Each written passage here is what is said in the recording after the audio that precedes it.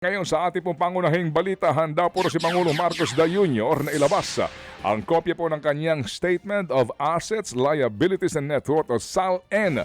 At ayon po sa palasyo, mismong si Pangulong Marcos daw ang nagsabi na handa siyang ilabas ang kanyang SALN. Pero isa sa publiko nila ito alinsunod raw sa guidelines ng Ombudsman para hindi magamit sa paninira o pamumulitika. Una nga po nagdaos ng pulong ang mga miyembro po ng gabinete para pag-usapan din ang paglalabas po ng kanilang mga SALN.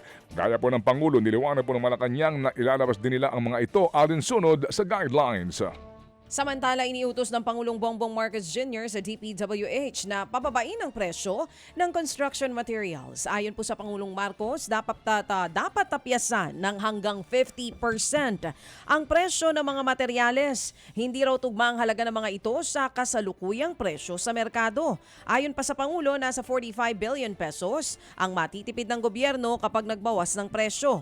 Kinumpirma ni DPWH Secretary Vince Dizon na gumugulong na ang kanilang review sa presyo ng construction materials. I think this will be the single biggest reform ever in the DPWH, no, na in-announce ng Pangulo ngayon. In fact, nagsimula na tayo several weeks ago sa pagre-review at pag-benchmark ng mga presyo. At tama po ang Pangulo. No? Marami po dito talagang ang layo ng presyo sa merkado. Baka mas maganda bawasan 50% miyembro ng proponents kaya. Baka tayo makatipid. Yan nga po mga kapatid ang tinig ni DPWH Secretary Vince Dizon. Posible daw pong sa kulungan magpapasko ang ilang sangkot sa flood control scandal ayon kay DPWH Secretary Vince Dizon. Sa isa pong panayam, sinabi po ni Dizon na siya kumpiyansa sa mga ebidensya ng mga kasong isinampa ng DPWH sa Ombudsman. Kabilang sa mga kinasuhan po ng graft at malversation of funds ang mga dating DPWH engineers na sina Henry Alcantara, Bryce Hernandez at JP Mendoza. Pati na rin po ang mag-asawang kontratista na sina Sara at Curly Discaya. Ito na ang pangalawa pong batch ng mga kasong isinampa ng DPWH kaugnay pa rin po ng mga umanig substandard at ghost flood control projects. Kapansin-pansin nga po na wala pa ditong mga proponents na nasasampahan ng kaukulang demanda sa Ombudsman. Samantala, lumabas naman po sa isang survey na karamihan sa mga Pinoy ang ayaw na magkaroon ng kudeta dito po sa ating bansa. Base nga sa survey ng Octa Research na isinagawa noong Setyembre, 70% ng mga respondent na Pinoy ang ayaw ng military intervention o pag-aaklas ng mga sundalo sa gobyerno. 5% lang ang pabor habang 22% ang hindi naman makapagdesisyon. Pinakamaraming tutuloy mula sa Mindanao na sinundan po ng Metro Manila, Visayas at Balance Luzon. Isinagawa po ang survey noong September 25 hanggang 30 sa 1,200 adult respondents na may plus-minus 3% margin of error.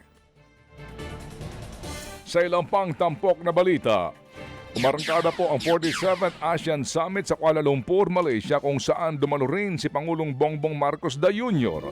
Una po sa kanilang naging agenda ang pagdeklara sa Timor-Leste bilang opisyal na pong bahagi o miyembro ng ASEAN. Kasama ang ilang pang-ASEAN leaders, nilagdaan kahapon ni Pangulong Marcos Jr. ang deklarasyon po na ganap ng miyembro ng ASEAN ng Timor-Leste. Ito nga po'y matapos ang higit na isang dekadang panunuyo sa mga ASEAN member state. Nilagdaan din po ang peace agreement sa pagitan po ng Thailand at Cambodia matapos nga pong mamagitan sa kanila si US President Donald Trump. Sa sideline po ng ASEAN, nagkaroon din po ng sunod-sunod na mga bilateral meeting si Pangulong Jr. sa mga leader po ng Cambodia, Canada, United Nations at maraming iba pa. Tatayong susunod pong chairman ng ASEAN sa 2026 ang Pilipinas, kaya nangako po si Pangulong Jr. na isusulong ng Pilipinas ang mga praktikal at makabuluhang agenda sa susunod na taon. Mga kapatid, brothers and sisters, saan ka pa? Dito na tayo sa totoo. Dito na tayo sa True FM. Mga kapatid, mag-subscribe and follow po kayo sa social media accounts ng True Network PH. Yan po kami, hanapin nyo lang True Network PH, Facebook, Instagram, YouTube, TikTok, and podcast. mapa Apple or Spotify man yan, mahahanap nyo kami. Lahat ng mga napapanood at napapakinggan nyo po sa programa, nasa social media accounts namin yan. So, paano mga kapatid? See you sa social media!